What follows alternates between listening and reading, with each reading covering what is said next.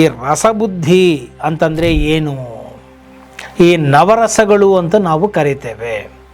ಸಾಕಷ್ಟು ಈ ವಿಷಯ ಬುದ್ಧಿಗಳು ಜಾಸ್ತಿ ಗೋಚರ ಆಗ್ತಾ ಇದೆ, ಬರ್ತಾ ಇದೆ, ಆಕರ್ಷಿಸಲಾಗ್ತಾ ಇದೆ. ಮತ್ತು ಅದನ್ನು ತಡೆಯೋದಕ್ಕೂ ಕೂಡ ಸಾಧ್ಯ. ಮನಸ್ಸುಗಳು ಅಷ್ಟು ಇನ್ನೂ ಪಕ್ವ ಆಗಿರೋದಿಲ್ಲ. ಸೊ ಮತ್ತೆ ಇನ್ನೇನೇನೇನೋ ಮಾಡ್ಕೊಂಡು ಬಿಡ್ತಾರೆ. ಆ ಸಿ ಡಿ ಈ ಸಿ ಡಿ ಇದೆಲ್ಲ ಬರ್ತಾ ಇರೋದನ್ನು ನಾವು ನೋಡ್ತಾ ಇದ್ದೇವೆ.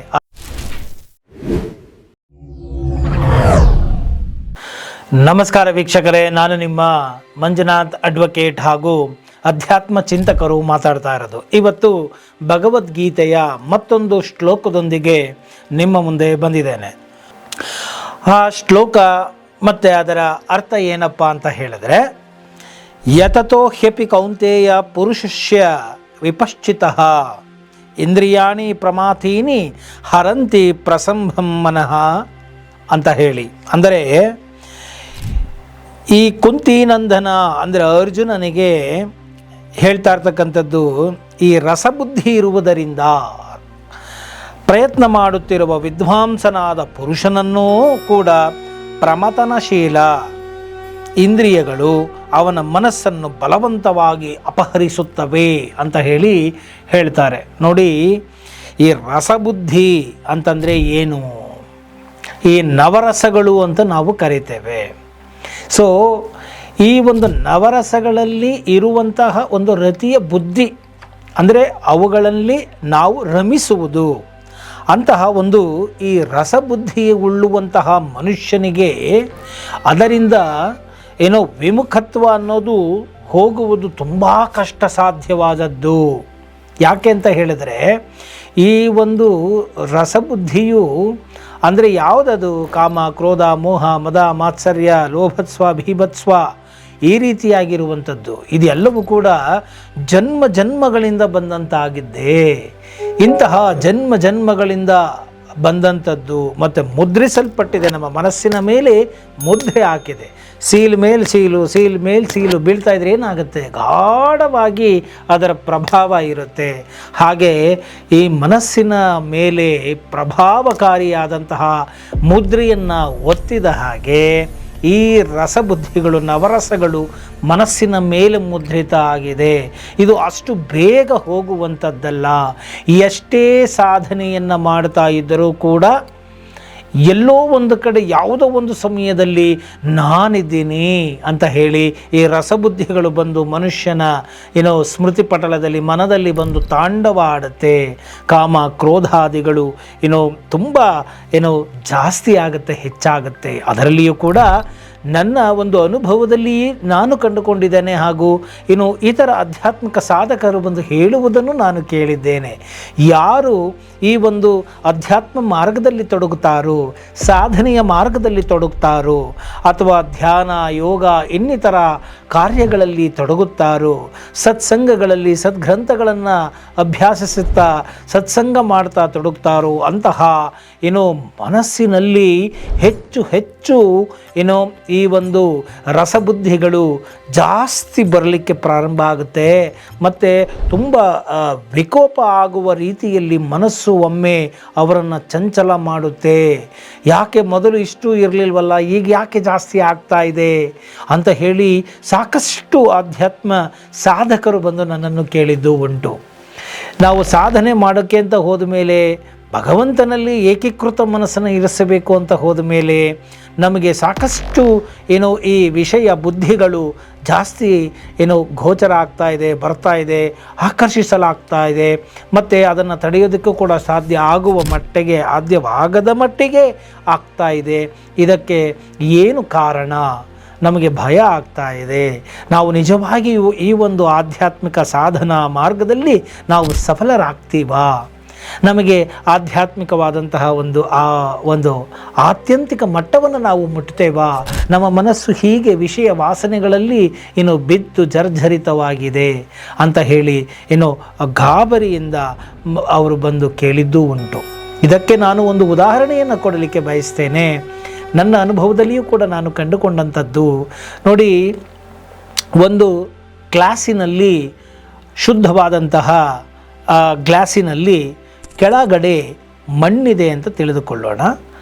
ಸೊ ಆ ಮಣ್ಣಿನಲ್ಲಿ ನೀರು ಮಿಶ್ರಿತ ಆಗಿದೆ ಅಂತಲೂ ತಿಳ್ಕೊಳ್ಳೋಣ.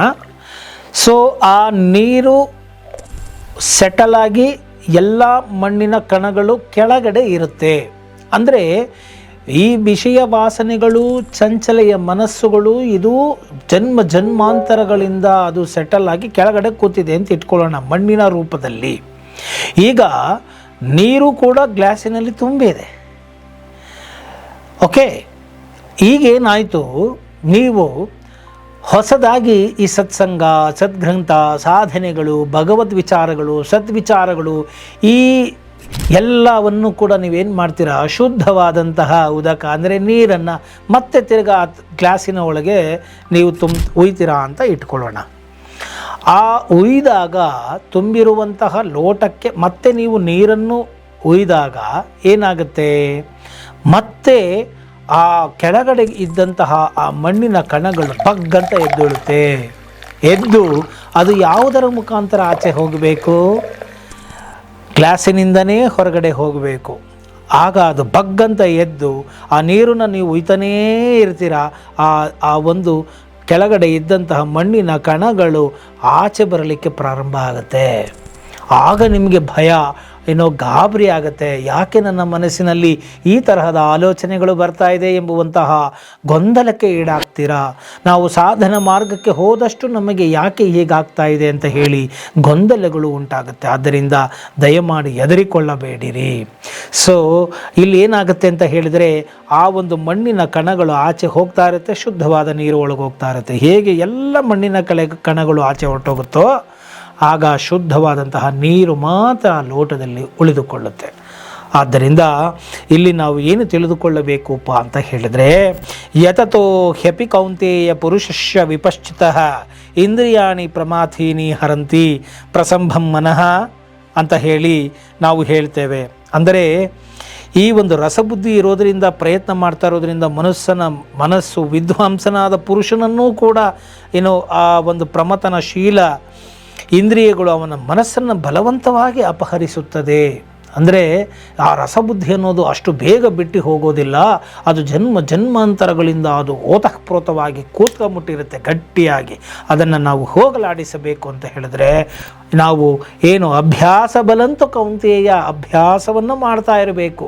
ಪ್ರತಿನಿತ್ಯ ನಾವು ತೊಳಿತಾ ಇರಬೇಕು. ಪರಮಹಂಸರು ಹೇಳ್ತಾರೆ, ಒಂದು ಕಡೆ ಎಷ್ಟೇ ಪಾತ್ರೆಗಳನ್ನ ತೊಳೆದ್ರು ತಿರುಗಿ ಮತ್ತೆ ಬೆಳಗ್ಗೆ ಎದ್ದೊಳಷ್ಟರಲ್ಲಿ ಇನ್ನೇನು ಆಗಿರುತ್ತೆ, ಅದಕ್ಕೆ ಮತ್ತೆ ಹುಣಸೆಹಣ್ಣು ಹಾಕು, ಮತ್ತಿನ್ನೇನು ಬೂದಿ ಹಾಕು, ನಾರಲ್ಲಿ ತಿಕ್ಕು ಶುದ್ಧವಾಗಿ ಮಾಡು. ಹಾಗೆ ಈ ಮನಸ್ಸು ಕೂಡ ಅಷ್ಟೇ, ವಿದ್ವಾಂಸನ ಮನಸ್ಸು ಕೂಡ ಅಷ್ಟೇ. ಸೊ ಆ ಒಂದು ಇಂದ್ರಿಯಗಳು ನಾನಿದ್ದೀನಿ ಅಂತ ಹೇಳಿ ಮತ್ತೆ ಮತ್ತೆ ನಮಗೆ ಆ ವಿಷಯ ವಾಸನೆಗಳು ನಮ್ಮಲ್ಲಿ ಸ್ಫುರಿಸ್ತಾ ಹೋಗುತ್ತೆ. ನಮ್ಮ ಏಕಾಗ್ರತ ಬುದ್ಧಿಯನ್ನು ನಮಗೆ ಏನೋ ಅದು ತೊಂದರೆ ಮಾಡುತ್ತೆ, ಹಾನಿ ಉಂಟು ಮಾಡುತ್ತೆ. ಆದ್ದರಿಂದ ಇದಕ್ಕೆ ಹೆದರದಿರಿ, ಅಂಜದಿರಿ. ಸೊ ಸಾಧನೆಯ ಪಥದಲ್ಲಿ ಇರಿ, ಶುದ್ಧವಾದ ನೀರನ್ನು ಉಯ್ತಾ ಇರಿ. ಅದೇ ಅಭ್ಯಾಸ ಬಲಂತು ಕೌಂತೇಯ. ಅಶುದ್ಧವಾದ ನೀರನ್ನು ಉಯ್ತಾ ಇದ್ದರೆ ಆಗ ನಿಮ್ಮ ಮನಸ್ಸಿನ ಒಳಗಡೆ ಇರುವಂತಹ ಕರಟ ಕಟ್ಟಿರುವಂತಹ ಮಣ್ಣಿನ ಕಣಗಳು ಹೇಗೆ ಲೋಟದಿಂದ ಹೊರಗಡೆ ಹೊರಟೋಗುತ್ತೋ ಹಾಗೆ ಎಲ್ಲ ಏನೋ ವಿಷಯ ವಾಸನೆಗಳು ಹೊರಟೋಗುತ್ತೆ. ಆಗ ಶುದ್ಧವಾಗುತ್ತೆ ನಿಮ್ಮ ಮನಸ್ಸು. ಅಲ್ಲಿಯವರೆಗೂ ಈ ಒಂದು ವಿದ್ವಾಂಸನಿಗೂ, ಪಂಡಿತನಿಗೂ ಕೂಡ, ಜ್ಞಾನಿಗೂ ಕೂಡ ಈ ಒಂದು ಅಷ್ಟು ಬೇಗ ಬಿಟ್ಟು ಹೋಗುವುದಿಲ್ಲ. ಆದ್ದರಿಂದ ನಾವೀಗೆಲ್ಲ ನೋಡ್ತಾ ಇರ್ತೇವೆ, ಏನೋ ಒಂದು ಚಿಕ್ಕ ವಯಸ್ಸಿನಲ್ಲೇ ಕೂಡ ಏನೋ ಸನ್ಯಾಸ ದೀಕ್ಷೆಯನ್ನು ತೆಗೆದುಕೊಂಡು ಬಿಟ್ಟಿರ್ತಾರೆ. ಮನಸ್ಸುಗಳು ಅಷ್ಟು ಇನ್ನೂ ಪಕ್ವವಾಗಿರೋದಿಲ್ಲ. ಸೊ ಮತ್ತೆ ಇನ್ನೇನೇನೇನೋ ಮಾಡ್ಕೊಂಡು ಬಿಡ್ತಾರೆ.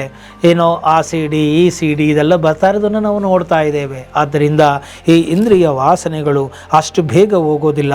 ಆ ಮನಸ್ಸು ಆ ಒಂದು ಪಂಡಿತನ ಮನಸ್ಸನ್ನೂ ಕೂಡ ಏನೋ ಅಪಹರಿಸಿ ಬಿಡುತ್ತೆ. ಆದ್ದರಿಂದ ನಾವು ಬೇರೆಯವರಿಗೆ ಒಳ್ಳೆಯದು ಆಗಲಿ ಅಂತ ಹೇಳಿ ನಮ್ಮ ಮನಸ್ಸನ್ನು ಯಾವಾಗಲೂ ಶುದ್ಧವಾಗಿಟ್ಟುಕೊಂಡು ಇತರರನ್ನೂ ಕೂಡ ನಾವು ಒಳ್ಳೆಯದನ್ನು ಬಯಸ್ತಾ ಇತರರಿಗೂ ಕೂಡ ನಾವೇನಂತ ಹೇಳ್ತೀವಿ, ನಮ್ಮಲ್ಲಿ ಒಂದು ಮಂತ್ರ ಉಂಟು. ಏನದು ಅಂತ ಹೇಳಿದರೆ ಸರ್ವೇ ಭವಂತು ಸುಖಿನಃ ಸರ್ವೇ ಸಂತು ನಿರಾಮಯಾಃ ಸರ್ವೇ ಭದ್ರಾಣಿ ಪಶ್ಯಂತು ಮಾ ಕಶ್ಚಿತ್ ದುಃಖ ಭಾಗ್ ಭವೇತ್. ಪ್ರತಿಯೊಂದು ಜಲಚರ ಜೀವಿಗಳಿಗೂ ಚರಾಚರ ಜೀವಿಗಳಿಗೂ ಪ್ರತಿಯೊಬ್ಬರಿಗೂ ಮಾನವರಿಗೂ ಪ್ರಾಣಿಗಳಿಗೂ ಎಲ್ಲರಿಗೂ ಒಳ್ಳೆಯದಾಗಲಿ ಅಂತ ಹೇಳಿ ನಾವು ಕೇಳ್ತಾ, ಒಳ್ಳೆಯ ಚಿಂತನೆಗಳನ್ನು ಮಾಡ್ತಾ, ಒಳ್ಳೆಯ ಆದರ್ಶಗಳನ್ನು ಇಟ್ಕೊಳ್ತಾ, ಅದನ್ನೇ ನಾವು ಪುನರಪಿ ಅದನ್ನೇ ಮಾಡ್ತಾ, ಅಭ್ಯಾಸವನ್ನು ಮಾಡ್ತಾ, ಗೀತಪಾರಾಯಣವನ್ನು ಮಾಡ್ತಾ, ವಿಷ್ಣು ಸಹಸ್ರನಾಮವನ್ನು ಓದ್ತಾ, ಒಳ್ಳೆಯ ವಿಚಾರವನ್ನು ಮಾಡ್ತಾ, ಸತ್ಸಂಗಿಗಳ ಜೊತೆ ಇರ್ತಾ ನಮ್ಮ ಮನಸ್ಸಿನಲ್ಲಿ ಇರ್ತಕ್ಕಂಥ ಎಲ್ಲ ದೋಷಗಳು ಹೊರಟೋಗುತ್ತೆ. ಆಗ ನಿಮಗೆ ಇಂದ್ರಿಯಗಳು ಸಮಸ್ಯೆಗಳನ್ನು ಮಾಡೋದಿಲ್ಲ. ಆದರೆ ನಿಮ್ಮ ಮನಸ್ಸು ಸಂಪೂರ್ಣ ಪರಿಶುದ್ಧ ಆಗುವವರೆಗೂ, ಎಲ್ಲ ಕಡೆಯೂ ಕೂಡ ಪರಮಾತ್ಮನ ಒಂದು ಅಸ್ತಿತ್ವ ನಿಮಗೆ ಕಾಣುವವರೆಗೂ, ಸರ್ವಂ ಕಲ್ವಿದಂ ಬ್ರಹ್ಮ ಸದಸಚ್ಚಾಹಮರ್ಜುನ ವಾಸುದೇವಂ ಸರ್ವಂ ಸದಸಚ್ಚಾಹಮರ್ಜುನ ಅಂತ ಹೇಳ್ದಂಗೆ, ವಸುದೇವ ಕುಟುಂಬಂ ಅಂತ ಹೇಳಿದ ಹಾಗೆ. ಸೊ ನಾವು ಈ ಹಂತಕ್ಕೆ ಹೋಗುವವರೆಗೂ ನಮ್ಮ ಮನಸ್ಸನ್ನು, ಇಂದ್ರಿಯಗಳನ್ನು ಸ್ಥಿಮಿತದಲ್ಲಿ ಇಟ್ಟುಕೊಳ್ಬೇಕು ಅಂತ ಹೇಳಿದ್ರೆ, ಒಳ್ಳೆಯದನ್ನು ನಾವು ಹಾಕ್ತಾ ಇರಬೇಕು. ನಮ್ಮ ಮನಸ್ಸಿಗೆ ಒಳ್ಳೆಯದನ್ನು ಹಾಕ್ತಾ ಇದ್ದರೆ, ಫೀಡ್ ಮಾಡ್ತಾ ಇದ್ದರೆ, ಆ ಎಲ್ಲವೂ ಕೂಡ ಚಿನ್ಮಯವಾಗಿ, ಈ ಮೃಣ್ಮಯ ಶರೀರವು ಚಿನ್ಮಯ ಶರೀರವಾಗುತ್ತದೆ. ಈ ವಿಷಯಾಸಕ್ತ ಭಾವನೆಗಳೆಲ್ಲವೂ ಹೋಗಿ ಆ ವಿಷಕಂಠನಾದ ಪರಮಶಿವನೇ ನಮ್ಮನ್ನು ಆವಿರ್ಭವಿಸ್ತಾನೆ ಎಂಬುವಂತಹ ಮಾತನ್ನು, ಈ ಒಂದು ಸೂಕ್ಷ್ಮತೆಯನ್ನು ಪ್ರಾರಂಭದಲ್ಲಿ ಇರುವಂತಹ ಸಾಧಕರಿಗೆ ಆಗುವಂತಹ ತೊಡರುಗಳ ಸೂಕ್ಷ್ಮವನ್ನೂ ಅರಿತು ಅದಕ್ಕೆ ಪರಿಹಾರ ಎಂಬುವ ರೀತಿಯಲ್ಲಿ ಶ್ರೀಕೃಷ್ಣ ಪರಮಾತ್ಮನು ಈ ಒಂದು ಶ್ಲೋಕದಲ್ಲಿ ನಮಗೆ ವಾಸ್ತವದ ಪರಿಚಯವನ್ನು ಮಾಡಿಸ್ತಾ ಪರಿಹಾರವನ್ನು ಕೂಡ ನಮಗೆ ಹೇಳಿದಾನೆ ಅಂತ ಹೇಳಿದರೆ ಖಂಡಿತ ತಪ್ಪಾಗಲಾರದು. ಆದ್ದರಿಂದ ಈ ಒಂದು ಸಾಧನೆಯ ಮಾರ್ಗದಲ್ಲಿ ಇದೆಲ್ಲವೂ ಇದ್ದದ್ದೇ, ಆದರೆ ನಿರಂತರ ಪ್ರಯತ್ನ ಅನ್ನೋದು ಇರಬೇಕು, ಅಭ್ಯಾಸ ಅನ್ನೋದು ಇರಬೇಕು. ಆಗ ನೀವು ಜಿತೇಂದ್ರಿಯರಾಗ್ತೀರಾ. ಯಾವಾಗಲೂ ಸಾತ್ವಿಕವಾದಂತಹ ವಿಚಾರವನ್ನು ನೀವು ಮಾಡ್ತಾ ಹೋದರೆ ನಿಮ್ಮ ಮನಸ್ಸು ಗಟ್ಟಿಯಾಗುತ್ತೆ ಎಂಬುವಂತಹ ವಿಚಾರವನ್ನು ಈ ಒಂದು ಶ್ಲೋಕದಲ್ಲಿ ಹೇಳಲಾಗಿದೆ. ಆದ್ದರಿಂದ ನಾವೇನು ತಿಳ್ಕೊಳ್ಬೇಕು ಅಂತ ಹೇಳಿದರೆ, ನಾವು ಹೀಗೆಯೇ ಒಂದು ಪಾರಮಾರ್ಥಿಕವಾಗಲಿ ಲೌಕಿಕವೇ ಆಗಲಿ ಯಾವುದೋ ಒಂದನ್ನು ಹಿಡಿದುಕೊಂಡ್ರೆ ಅದನ್ನೇ ಚಿಂತೆ ಮಾಡ್ತಾ ಇದ್ದರೆ ನಾವು ಯಾವುದಲ್ಲೂ ಏಳಿಗೆ ಆಗೋದಿಲ್ಲ. ಆದ್ದರಿಂದ ಯಾವುದು ನಮಗೆ ಶ್ರೇಯಸ್ಕರವಾಗುತ್ತದೋ, ಒಳ್ಳೆಯದಾಗುತ್ತೋ, ಶ್ರೇಯಸ್ಸಾಗುತ್ತೋ ಅಂತಹದ್ದನ್ನು ನಾವು ಮಾಡ್ತಾ ಹೋದಾಗ ನಮ್ಮ ಮನಸ್ಸು, ಬುದ್ಧಿ, ಚಿತ್ತ, ಅಹಮ್ಮು ಎಲ್ಲವೂ ಕೂಡ ಇನ್ನು ಭಗವನ್ಮಯವಾಗುತ್ತೆ.